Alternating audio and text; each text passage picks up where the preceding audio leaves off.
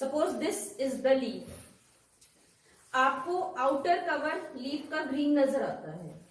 हम इस कलर को अगर पील कर देते हैं, जब हम इसको पील करते हैं तो हमें इस तरह से अंदर एक बिल्कुल लिक्विड ग्रीन कलर की या फ्लूइडिटी या वेट ग्रीन कलर नजर आता है।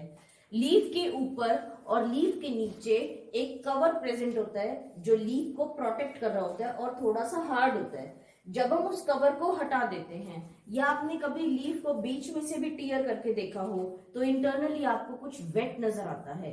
एलोवेरा को भी अगर आप कट करते हो, ऊपर से तो आपको हार्ड नजर आ रहा था, प्रेस कर रहे थे कुछ भी तो इसको इफेक्ट नहीं आ रहा था, बट जब आप उसको बीच में से टीयर कर देते हो तो आपको उसमें फ्लूइड मटेरियल, सॉफ्ट मटेरियल नजर आता है।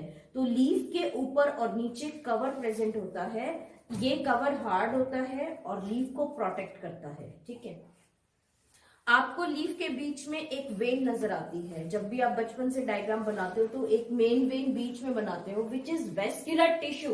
What do you understand by vascular tissue Ankush? Xylem and phloem, वो टिश्यू जो ट्रांसपोर्ट में इन्वॉल्व होती है। ऐसी टिश्यू ह्यूमन बींग्स में कौन सी है? Blood only. ठीक है, ऐसे ही एक vascular tissue hard structure present होता है। अब उसमें जाइलम है, जाइलम डेड है, हार्ड है, तो इसीलिए वो हमें अलग से भी नजर आती है और हार्ड भी नजर आती है। उसके बाद उसकी साइड ब्रांचेस आप दिखाते हो, that is again vascular tissue. ठीक है, अगर मैं इस तरह से देखती हूं तब तो मुझे लीफ में जाइलम फ्लोएम की अरेंजमेंट क्लियर नजर आएगी। या तो मुझे लोअर एपिडर्मिस ही दिखेगी और या फिर अपर ही कवर नजर आएगा। या तो लोअर कवर नजर आ रहा है, पूरा जाइलम फ्लोएम की अरेंजमेंट नजर आ रही है, या फिर ऊपर का कवर नजर आ रहा है और जाइलम फ्लोएम की अरेंजमेंट नजर आ रही है। लेकिन मेरे को लीफ का इंटरनल स्ट्रक्चर देखना है जहां पर फोटोसिंथेसिस का काम हो रहा है। मैं अगर लीफ को इस तरह से टीयर करूं तो भी मुझे जाइलम फ्लोएम की अरेंजमेंट ही नजर आएगी। ठीक है, हम लीफ को इस तरह से टीयर करेंगे। अब आपको जब इस तरह से टीयर करोगे तो इस तरह की अरेंजमेंट नजर आएगी। ठीक है, दिख रही है आगे वाले बच्चों को?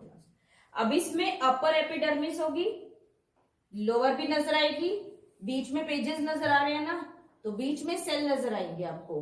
और जो जाइलम लंबाई में चलती आ रही थी जो आप बचपन से दिखाते हो, वो आपको सिर्फ कौन सी फॉर्म में नजर आएगी? एक डॉट की फॉर्म में नजर आएगी। अगर मैं यहाँ पर एक लाइन ड्रॉ कर दूं, उस लाइन को ऐसे देखोगे तो पूरी नजर आएगी और ऐसे देखोगे तो एक डॉट नजर आएगी। ठीक है, जब भी हमें कोई स्ट्रक्चर स्टडी करना है तो खीरे की तरह या तो लंबाई में कट किया जाता है और या फिर गोल कट किया जाता है। जब वो तो ये देखना है स्ट्रक्चर हमें जो चाहिए, पढ़ना जिसको चाहते हैं वो क्लैरिटी से कहाँ नजर आएगा। अगर हम लंबाई में कट करते हैं उसको कहते हैं लॉन्गिट्यूडिनल सेक्शन, LS। अगर हम ऐसे कट करते हैं जैसे खीरे को गोल गोल कट किया है तो दैट इज ट्रांसवर्स सेक्शन, उसको कहते हैं TS। मैं आपको कहती हूँ बेटा स्ट्रक्चर ऑफ लीफ। ठीक है, एनसीईआरटी में नीचे लिखा मिलेगा, ऐसे काटा है ना, ऐसे स्टडी कर रहे हैं ना, तो ये सेक्शन कौन सा हो गया? ट्रांसवर्स। एनसीईआरटी नीचे लिखेगी this is the TS of leaf, cross sectional view of leaf. आपको पेपर में लीफ का डायग्राम बोलकर नहीं देंगे कि ये डायग्राम ड्रॉ करो, आपको पेपर में कहेंगे draw the cross sectional diagram of leaf. जब क्रॉस सेक्शनल लिखा आ जाता है तो बच्चे कंफ्यूज हो जाते हैं, लीफ तो पता था, क्रॉस सेक्शन किस चिड़िया का नाम है, ये तो हमने देखा ही नहीं कभी। तो डायग्राम लीफ हो या कुछ उसके साथ TS या LS लिख कर आ रहा है तो ये आपको वो बता रहे हैं कि आपने किस एंगल पे कट करके उसको स्टडी किया है। समझ आ गया? ठीक है, अगर मैं एक सेल देखती हूँ, आपने 9th क्लास में सेल का डायग्राम पढ़ा था, अंदर आपको न्यूक्लियस नजर आ रहा था, राइबोसोम वगैरह सब नजर आ रहे थे, पर सेल तो पूरी कवर्ड होती है बाय प्लाज्मा मेम्ब्रेन। सेल चारों तरफ से किससे कवर्ड होती है? Plasma membrane. क्या आपको अंदर के स्ट्रक्चर नजर आएंगे? नहीं नजर आएंगे, पर आप जब डायग्राम ड्रॉ करते हो तो आपको उसमें से सारे स्ट्रक्चर नजर आते हैं। इसका मतलब उस सेल को कट किया गया है, ताकि कट करने के बाद आपको सिर्फ कहाँ नजर आता है स्ट्रक्चर? प्लाज्मा मेम्ब्रेन आप सिर्फ कहाँ बनाते हो? बाउंड्री पे, जबकि चारों तरफ था तो आपने उसको कट कर रखा था। आप कट करते हो, वो लॉन्गिट्यूडनल सेक्शन में स्टडी किया था, आप ऐसे कट करोगे तो न्यूक्लियस एक डॉट नजर आएगी सिर्फ, उसको हम बोलते हैं ट्रांसवर्स। और जो आपने ड्रॉ किया था उसको क्या बोलते हैं, लॉन्गिट्यूडनल। लेंथ वाइज कट करते हैं लॉन्गिट्यूडनल, ठीक है। ह्यूमन बॉडी के लॉन्गिट्यूडनल सेक्शन में आपको ब्रेन, हार्ट, लीवर, किडनी सब नजर आएगा। जो हम डाइजेस्टिव सिस्टम ड्रॉ कर रहे हैं उसको वैसे तो नहीं दिखता ना किसी का डाइजेस्टिव सिस्टम, अगर आपको एनिमेशन या कुछ दिखाए इसका मतलब the body is being imaginary cut along the length, longitudinal cut किया है, तो वो डाइजेस्टिव सिस्टम कौन सा सेक्शन हो गया, लॉन्गिट्यूडनल सेक्शन, ठीक है। अगर ऐसे कट करते तो स्टमक, लीवर या पेनक्रियास कुछ दिखता ना, ऊपर के ऑर्गन दिखते ना नीचे के दिखते, that section is transverse and that section is longitudinal, ठीक है। समझ आ गया, क्लियर हो गया। नाउ हम जो लीफ में स्टडी करते हैं, ठीक है, अगर हम लीफ को इस तरीके से ड्रॉ करते हैं,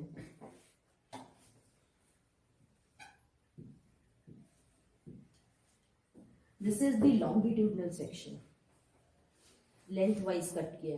आपको इसमें वेस्क्यूलर टिश्यू की अरेंजमेंट नजर आ रही है, बाकी कुछ नजर नहीं आ रहा। मैं जो कह रही हूं वो हमने किसके अलोंग कट करना है, लैटिट्यूड अलोंग, ठीक है। ये डॉट नजर आएगी, ऊपर का कवर नजर आएगा, नीचे का कवर नजर आएगा, और वेस्क्यूलर टिश्यू की सिर्फ मुझे क्या नजर आएगी, ठीक है। Upper cover, lower cover, vascular tissue as a dot, और बाकी सारी सेल्स मुझे नजर आ जाएंगी। तो जब हम लीफ का डायग्राम स्टडी कर रहे हैं, हमने इंटरनल स्ट्रक्चर को स्टडी करना है, तो we are not going to study the longitudinal section जो आप बचपन से डायग्राम में बना रहे हो, we are going to check the transverse section of leaf. जब भी आप डायग्राम प्रैक्टिस करते हो तो एनसीईआरटी में जो भी उसके नीचे लेबलिंग गिवन है उसको रीड जरूर करना, क्योंकि अगर फाइनल एग्जाम में आता है तो वही लिखा जाएगा कि draw the transverse section of leaf, वो आपको फिर कंफ्यूजन ना दे दे, तो आपको क्लैरिटी रहनी चाहिए, ठीक है। नाउ ड्रॉ कीजिए।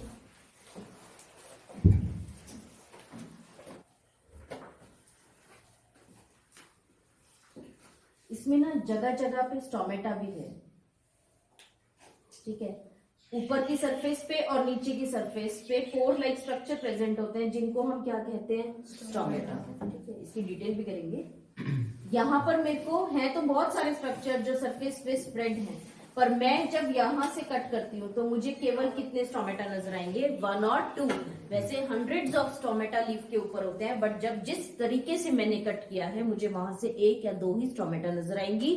वो भी उनका शेप क्लियर नहीं होता, पर हम ड्रॉ करते हुए क्लियर शो कर देते हैं कि भाई इस टोमेटा है और इस शेप का है, ठीक है। समझ आ गया। Now draw upper epidermis.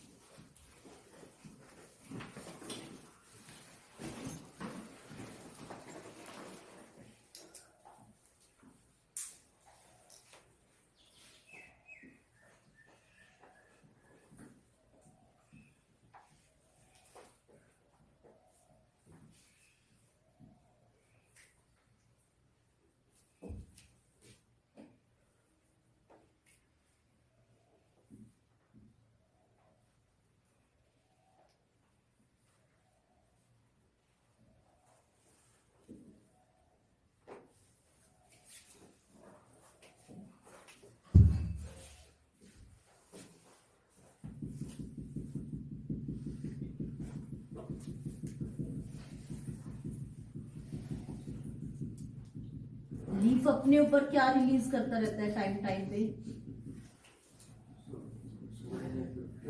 Cutin and suberin. Cutin कहाँ, नॉर्मल प्लांट्स में, और डेजर्ट प्लांट्स में सुबेरिन। वो थिक वैक्सी कोटिंग होती है। जो लीफ की ऊपर और नीचे वाली सरफेस है, आप बता देते हो, लीफ दे दी जाए तो ये सरफेस ऊपर वाली है कि नीचे वाली है? ऊपर वाली सरफेस शाइन करती होगी, नीचे वाली सरफेस शाइन डल होती है। बिल्कुल। लेयर जो ये रिलीज होती है वैक्सी कोटिंग, ये सिर्फ अपर लेयर में एब्जॉर्ब रिलीज होती है, नीचे वाली साइड, लोअर साइड पर रिलीज नहीं होती। रीजन बता सकते हो? सनलाइट ऊपर आएगी, अगर सूख सकती है तो ऊपर की सेल सूख सकती है, डिहाइड्रेशन उन्हीं में हो सकती है। नीचे वाली सेल्स को सनलाइट मिल ही नहीं रही इतनी, तो उनमें डिहाइड्रेशन की प्रॉब्लम नहीं आती है। इसीलिए लीफ में जो ऑयल की लेयर रिलीज होती है वो सिर्फ कहाँ रिलीज होती है, ऊपर, नीचे वाली साइड पर ऑयल की लेयर रिलीज नहीं। तो मैं क्यूटिन कहाँ दिखाऊंगी, सिर्फ ऊपर, नीचे नहीं दिखाऊंगी, ठीक है। अच्छा एक चीज और, स्टोमेटा भी जो होती है ना वो ऊपर कम होती है और नीचे ज्यादा होती है। स्टोमेटा में ओपनिंग से ऑक्सीजन और कार्बन डाइऑक्साइड का एक्सचेंज होना है। जब स्टोमेटा ओपन होता है गैसेस तो एक्सचेंज हो जाती हैं पर वाटर भी लूज हो जाता है। ठीक है, ऊपर धूप तेज है तो पानी ज्यादा लूज हो जाएगा, नीचे धूप कम है पानी कम नुकसान होगा। स्टोमेटा का मेन काम गैसेस एक्सचेंज का है। क्या सोचता है प्लांट, गैसेस भी एक्सचेंज हो जाएं और वाटर भी ना लॉस हो। उसके लिए स्टोमेटा की बेस्ट अरेंजमेंट कौन सी होती है, लीफ की लोअर साइड पर। इसीलिए लीफ की लोअर साइड पर स्टोमेटा ज्यादा कलेक्ट होता है और अपर साइड पर स्टोमेटा कम। अब प्लांट थोड़ी सोच सकता है ये बात, मैंने कहा प्लांट ने सोचा, सोच तो नहीं सकता। फिर ऐसा कैसे हो जाता है कि स्टोमेटा लोअर साइड पे ज्यादा और अपर साइड पे कम है। लीफ सर्वाइव ही वो करेगी जिसमें स्टोमेटा कहाँ पे होगा, लोअर। अगर अपर पे ज्यादा हुआ तो और स्टोमेटा लीफ ही डेड हो जाएगी क्योंकि लीफ के पास क्या नहीं बचेगा। तो जब आप एक डायग्राम को बनाते हो ना तो टेक्निकली करेक्ट बनाओ। लीफ की अरेंजमेंट के साथ ये चीजें आपके डायग्राम में लिखी होनी चाहिए। बिना लिखे चीजें पता चल जाती है। यहाँ पे मैं स्टोमेटा 1 बनाऊंगी और नीचे में स्टोमेटा 2, वहीं से क्लियर हो गया ना कि नीचे ज्यादा है और ऊपर कम। एग्जामिनर को ये चीजें बिना लिखे समझ आती हैं। मैं बार बार कहती हूँ डायग्राम टेक्निकली करेक्ट होना चाहिए, मतलब जो चीज की जहां अरेंजमेंट है वो ठीक हो। डायग्राम की ब्यूटिफिकेशन में कमी हो कोई दिक्कत नहीं है, डायग्राम में टेक्निकल करेक्शन एग्जामिनर को ये समझा देते कि आपका कॉन्सेप्ट क्लियर है कि क्या चीज कहाँ पे किस तरह से लोकेटेड है। क्लियर हो गया यहाँ तक, ठीक है। अब यही सरफेस मैं नीचे बनाऊंगी। मेरे को जब मैंने ट्रांसवर्स सेक्शन कट किया लीफ का तो या ऊपर वाली साइड नजर आ रही थी और नीचे वाली नजर आ रही थी, बीच में मुझे क्या नजर आएंगी, ये सारी लीफ की नॉर्मल सेल्स। क्लियर है, ठीक है।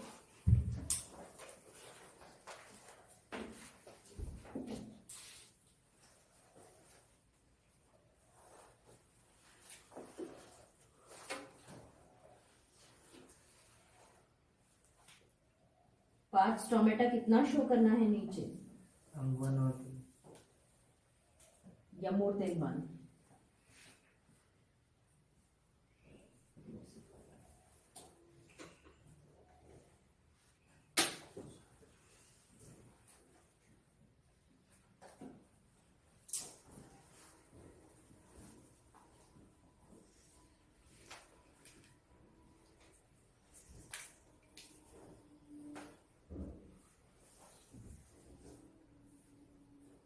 ड्रॉ हो गया।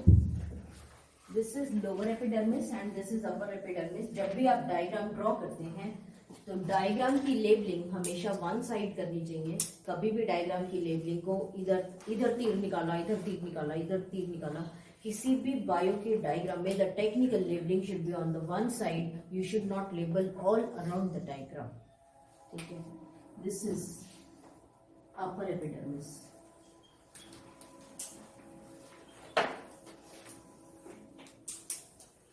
लोअर में क्यूटिन की लेयर शो करनी है गर्वित,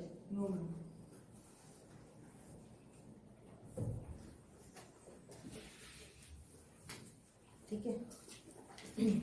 नाउ व्हाट इज स्टोमेटा। जो ये सेल है, यही सेल थोड़ा सा मॉडिफाई हो जाती है और जब ये सेल मॉडिफाई होती है तो इसकी शेप बदल जाती है और बीन शेप हो जाती है। यही सेल्स है नॉर्मल, स्टोमेटा कोई अलग सेल नहीं थी, यही थी। शेप बदल गई इसकी, ठीक है, बेंड हो गई बीच में से, जिसकी वजह से इसकी बीन लाइक शेप हो जाती है। अगर ऐसी सेल्स में वाटर फिल हो जाए तो इनमें एक पोर क्रिएट हो जाता है, गैप बन जाता है बीच में, जहां से एयर और लीफ के अंदर की कनेक्शन हो जाती है। जब ये खाली हो जाती है, इनमें से वाटर लॉस हो जाता है तो ये बंद हो जाती है। तो इनकी अरेंजमेंट इस तरह की है कि पानी के भरने और खाली होने से इनमें गैप क्रिएट होता है। जब ये फिल होती हैं तो ये गैप क्रिएट होगा। जब इनमें पानी खाली हो जाएगा तो दे विल स्टिक टुगेदर और ऐसा करने से इनके बीच का गैप क्या हो जाता है, बंद, ठीक है। They were normal epidermal cells that modified in shape, so as to create a bean shape or a dumbbell shape, बताऊंगी लास्ट बाद में कौन सी शेप है वो, which during the loss and gain of water changes the shape and creates or makes a pore which can be closed when water is lost. Stomata clear हो गया? ठीक है, अब मैं स्टोमेटा कैसे शो करूंगी.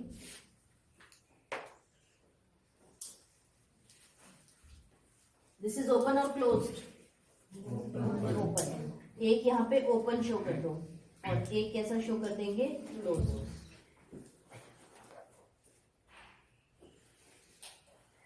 इसके बीच में कहीं एक डॉट लाइक स्ट्रक्चर जो नजर आया, वो स्ट्रक्चर शुभम किसका बनाऊं? एक डॉट लाइक, मैंने कहा एक डॉट लाइक स्ट्रक्चर नजर आएगा बीच में, वो किसका?